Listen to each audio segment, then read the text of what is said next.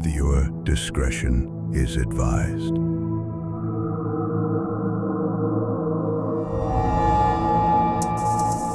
Since it's the Halloween season, I thought I'd share a small legend that occasionally makes its way around town where I live. There's a lot of dense forest here in the Seattle area, and people like to tell stories about a tall, hairy creature that walks between the trees at night. There's lots of Bigfoot rumors around here, but they say it's definitely something else, more like the Michigan Dogman or some kind of werewolf. The big difference is that it has an animal skull for a face, with sharp rows of teeth and large empty eye sockets, or at least that's what people say. See, the thing is that the legend says it doesn't like to be watched, and it recognizes and avoids all kinds of cameras. Convenient, I know.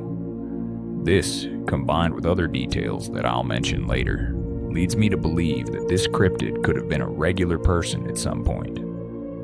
Anyways, the story goes that it lives deep in the forests near Seattle and Bellevue, watching hikers from a distance and feeding off of deer and wild berries.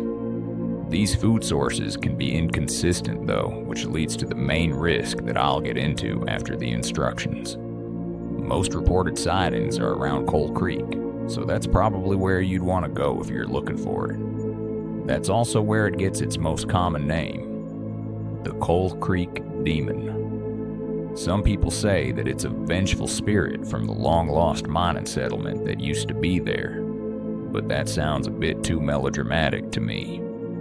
I'd say it's probably the result of some freak accident, but I'm not a scientist or anything, so who knows? There's no real reward for encountering this so-called demon that I've heard of, but if you want to seek it out anyways, here's what you need to do. Results are far from guaranteed. It can only be in one place at once, and it doesn't live to serve your interests. If nothing else, it's a fun excuse to go camping with some friends. To conduct this ritual, you'll need a gift described below.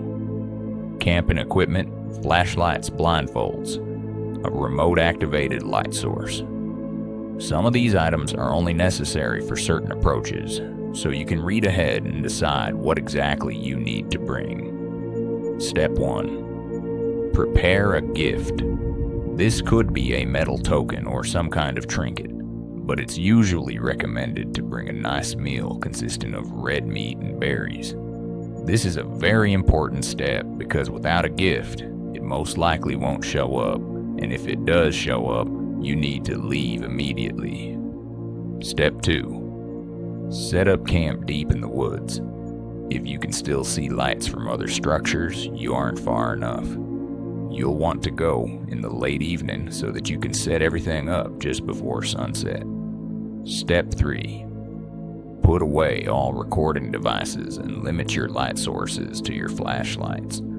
You can also start a fire as long as it doesn't burn too bright.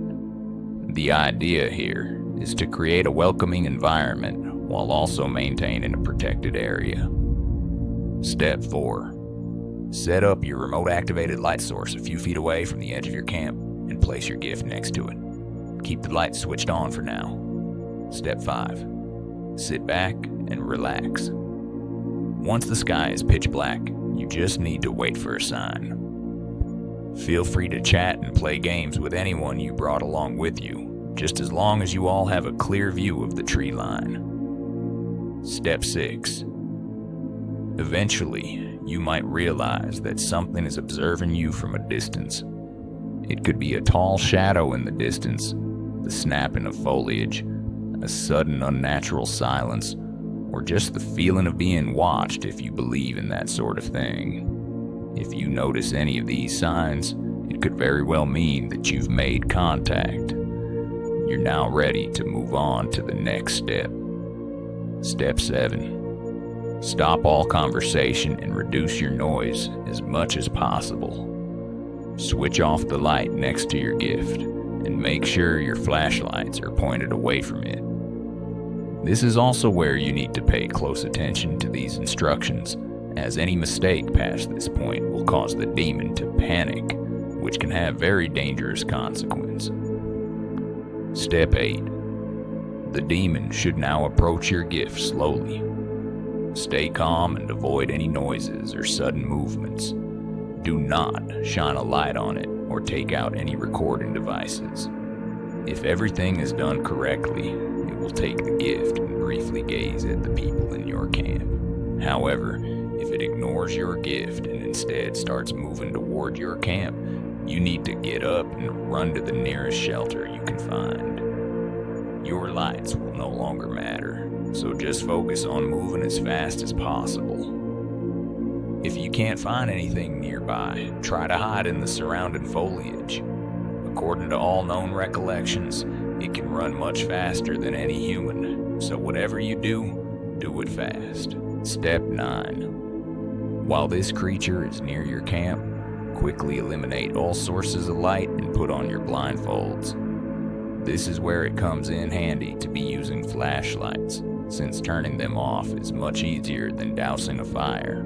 Step 10. The demon will now feel free to explore your camp and inspect you up close.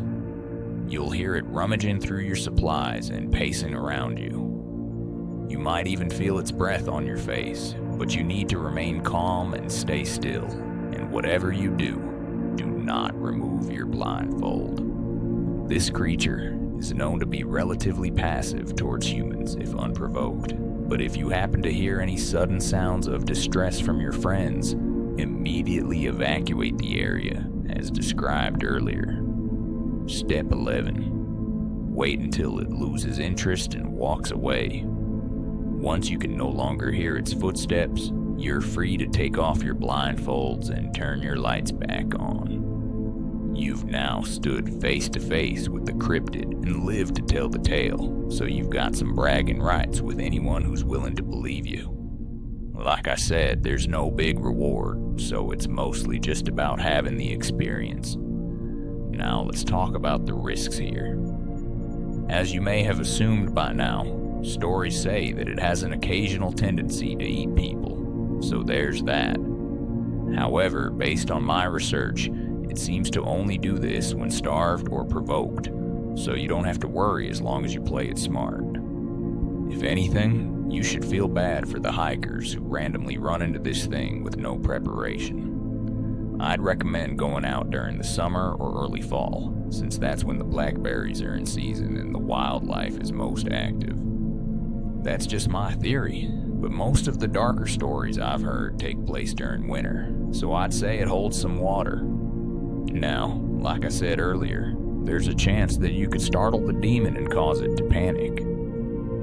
I believe this is usually caused by it suddenly being caught in clear view by a person, so that's why you don't want to shine a light on it or try to record it. If it panics, then it will either run off in a hurry or attack the person watching it, mostly depending on how far away it is. That's why it's a stupid idea to let it walk around your camp, because one mistake could be enough to put you on a missing persons poster. Because of the positive reception to this post, I decided to do some more research on this thing. I found a lot of neat stuff, but there's too many stories to go over them all, so I'll just cover the big ones. So back in 2004, this kid found himself in a bad situation, and I'm not just talking about him having 2 first names. At the age of 9, he's out on a hike with his parents when suddenly they turn around and he's just gone. I don't know what they were doing having him at the back of the line, but that's not the point here. Obviously, they immediately panic and run around yelling to him, and when that didn't work, they went to the police. Within a few hours, park rangers were sweeping the area, and after 2 days with no results, they brought in the National Guard. While they're out searching on day 3, the kid turns up, but not with the cops. Instead, a group of backpackers find him sitting on a tree stump 20 miles north from where he went missing. When they brought him in, he was healthy and well fed. When asked where he'd been, he just said that he was playing with the friendly bear he'd met. When shown an artist's sketch of the Coal Creek Demon, Brian immediately identified it as the creature he was talking about. Articles quote him as saying, "Did you meet him too?" when he first saw the sketch. In my opinion, this is a pretty big boon for the ex-human theory, unless there's some species of wild animal that just so happens to have a habit of caring for human children like a parent would. Now, as I mentioned briefly, my friend Steven carried out this whole process and ended up getting in over his head. At the time, we were both graduating high school, and he went on a camping trip with some other seniors to celebrate. I would have joined, but I was down with COVID at the time, so that was a no-go. Besides, I wanted to give him some space since I knew he had feelings for one of the people going. I should have seen it coming that he would do something stupid to try and impress her and screw up massively. The group was telling scary stories around the campfire one night, so we brought up this ritual, and of course, some of the people wanted to try it. He didn't want to look like a wuss, so he just went along with it. Once they started to get things rolling, most of the group checked out and walked down to the beach instead, including his crush. It was way too late for him to back out by then, so he just won the award for world's biggest backfire.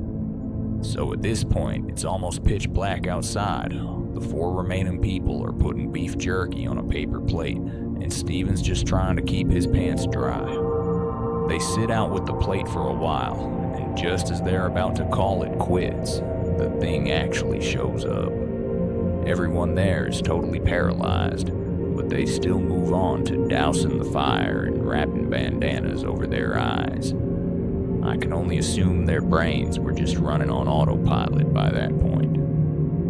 Now it's pacing around the camp, slowly rustling through their bags and inspecting them one at a time. When it gets to Jack, this really wiry kid with red hair apparently, its breath hits his face and makes him jump in his seat, shaking off his blindfold in the process. The whole group hears a dry shriek and takes off their blindfolds just in time to see him get thrown into the tree line, and they all bolt out of there. Steven went and ducked behind a big log, spending about 20 minutes huddling in a ball and freaking out. When he heard footsteps approaching, he thought he was done for, only to see that it was the rest of the group coming back from the beach. He ran up to them and started incoherently rambling about what was going on, but he realized that the demon was completely gone. Imagine walking back from the beach only to find the people you left there cowering in shrubbery and rambling about a giant monster that isn't there. I wouldn't even know what to think. Of course, they didn't believe him, even though Jack was covered in bruises and scratches. I guess they thought it was some sort of elaborate prank, and they just ended up being pissed. I wouldn't believe him either if it weren't for the fact that I know he could never orchestrate something like that if he tried. Overall, it was a very bad night for Steven, and that's all I've got. If I remember anything else worth mentioning, I'll be sure to update this page.